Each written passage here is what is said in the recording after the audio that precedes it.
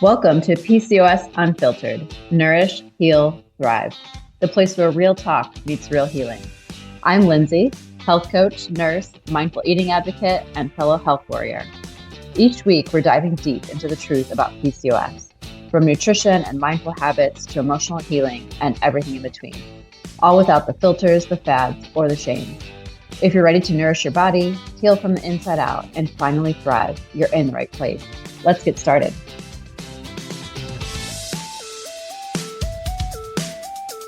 Hey friend, welcome back. So if you caught episode 1, we unpacked what insulin resistance actually is and why it can be happening long before labs ever catch it. So today, for the second episode of this 3-part series, we're diving into the next big question: what causes it? Because spoiler, it's not just about sugar or weight. And if you've ever felt like you were adding in all the right things, but still not getting results, this could be why. So let's get into it. Yes, eating a lot of processed sugar and refined carbs can spike your blood sugar and insulin. And over time, that can wear your system down. But it is not the only thing. In fact, plenty of women with insulin resistance are eating healthy and still struggling. Why is that? I mean, I see this a lot. I'm in some support groups as well, and people get so frustrated because they're doing all the right things. They think they are, but just not seeing any result at all. And this is because insulin resistance is about more than food. It's the sum total of stress, hormones, sleep, movement, environment, your history, lots of things going on there. So let's take a look at each one of those. The first one, chronic stress. This one is huge. When you're under constant stress, and this could be from work, relationships, past trauma, and your diet, your body releases cortisol. And what that cortisol does is it raises your blood sugar to prepare you to fight or flight. Your body doesn't like to be in that state all the time. It shouldn't be in that state all the time. So that means that more insulin is released. And if that cycle keeps repeating, then you got it, insulin resistance. So your nervous system is like a gatekeeper, and it's always, or if it's always in fight or flight mode, then your metabolism just simply can't heal.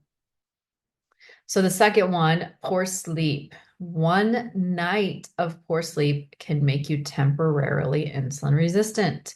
So imagine what happens after days, weeks, months, years of poor sleep. That just adds up over time.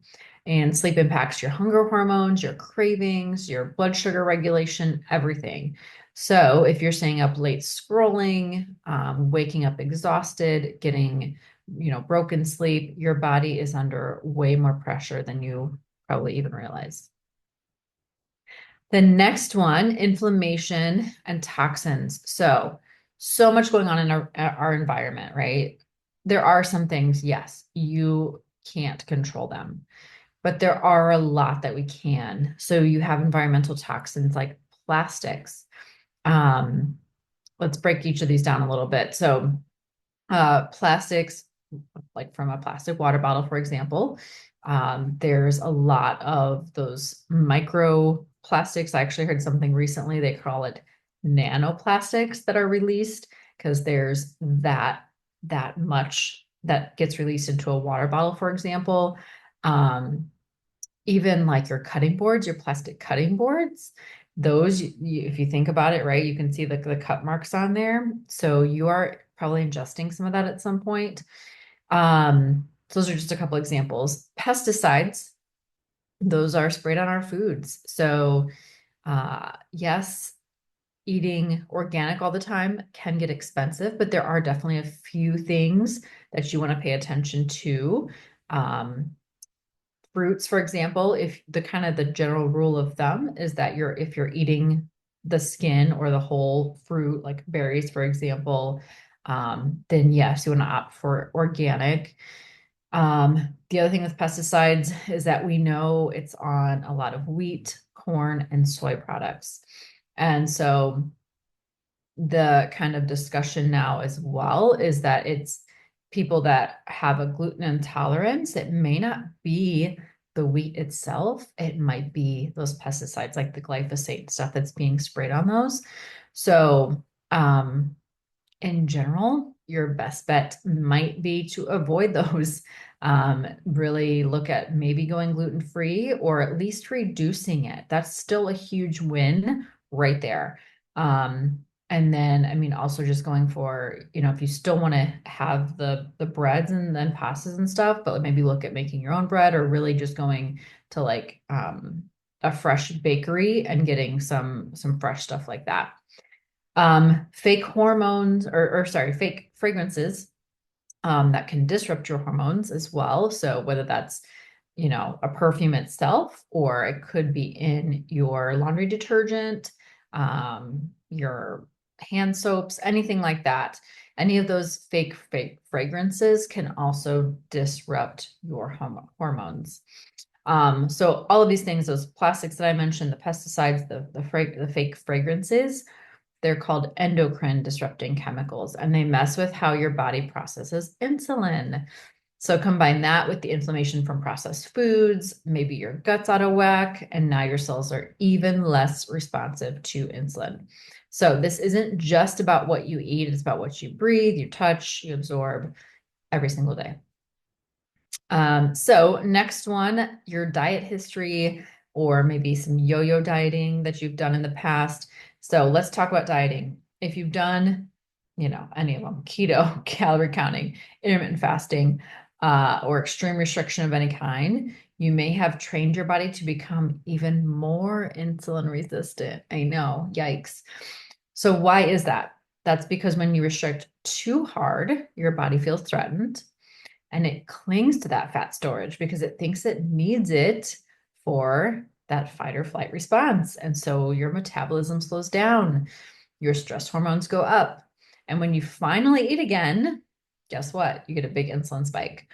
So this is why women say the more I diet, the harder it gets. You're not imagining that. Your body is adapting because it's trying to protect it because it thinks it needs to be ready to run from the tiger at any point. So your body's adapting, but unfortunately, that's just not in a good way. So the next one, hormones and PCOS. So now for my PCOS ladies, this is extra important. High insulin levels can make your ovaries produce more testosterone. That leads to irregular cycles, acne, hair loss, or growth, and yes, fertility issues. So at the same time, the hormonal imbalances of PCOS can cause more insulin resistance. It just leads to this vicious cycle, unfortunately. So this is why addressing insulin resistance is a core part of managing PCOS.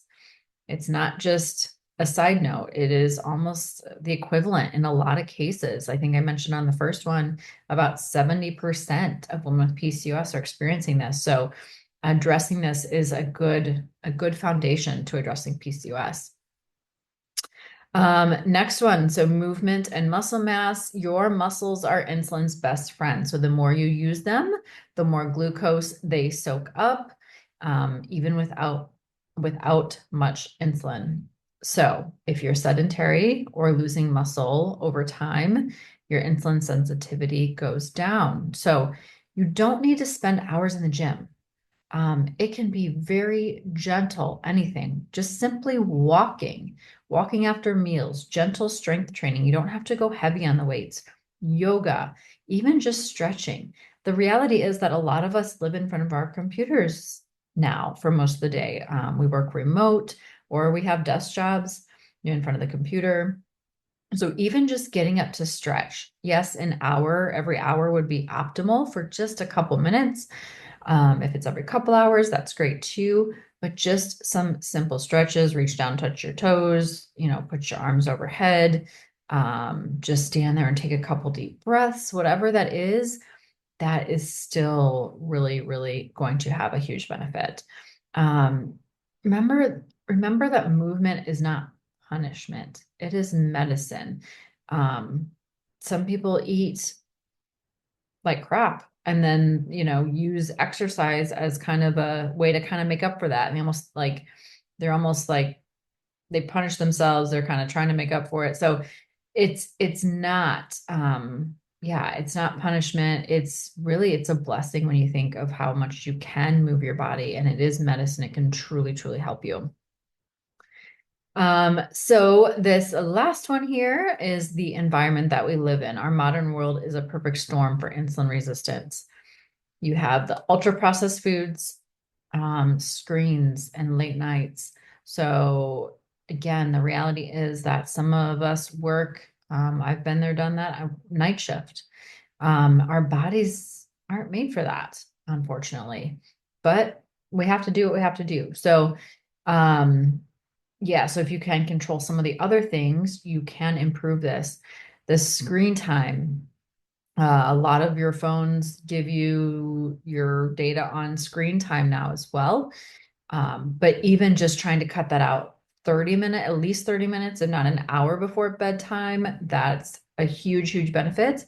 And then the other part of that too is getting outside first thing in the morning, even just for a few minutes to get some sunlight to kind of break the cycle and get you some fresh air first thing in the morning has so many benefits. And then chronic stress, like I talked about, less movement and those hormone disrupting chemicals. So it's not that your body's broken, it's reacting exactly how it was designed to, just in the wrong environment. So keep that in mind. And once you start shifting that environment, even with small steps, your body starts to respond differently. That is the key here, because you can't control everything all the time. So just one tiny little step. So whether that means taking that moment to stretch, even if it is just ends up being one time during the day that you didn't get in before, then that's one small step. And then you can build up to stretching a couple times during the day, or you're tracking your steps and maybe you're really low on steps. Maybe you're at like 4,000 steps a day. You realize try to get to 5,000 steps a day for a couple weeks and then try to increase it from there. Whatever it might be, just try to control those little things, improve those little things, and your body will respond differently and you will see some great results. So here's the big takeaway. Insulin resistance is complex. It's not just about being lazy or eating too much or doing it wrong. It's your body responding to stress, inflammation, hormones, and your history. And when you understand those root causes, you can finally stop blaming yourself. So next week in part 3, we'll talk about why doctors don't catch this, and why isn't fasting insulin a standard test? Why do we wait until things are bad to take action? And how can you advocate for yourself? So make sure you are subscribed so you don't miss it. And as always, thank you for being here, for doing the work, and for showing up for you. And I will see you next time. Bye. Thanks for tuning in to another episode of PCOS Unfiltered. If today's episode spoke to you, be sure to subscribe so you don't miss a thing. And if you loved it, a quick review would mean the world to me. Remember, healing is a journey, not a destination, and you deserve to feel empowered every step of the way. Until next time, nourish your body, heal your heart, and thrive like the boss you are.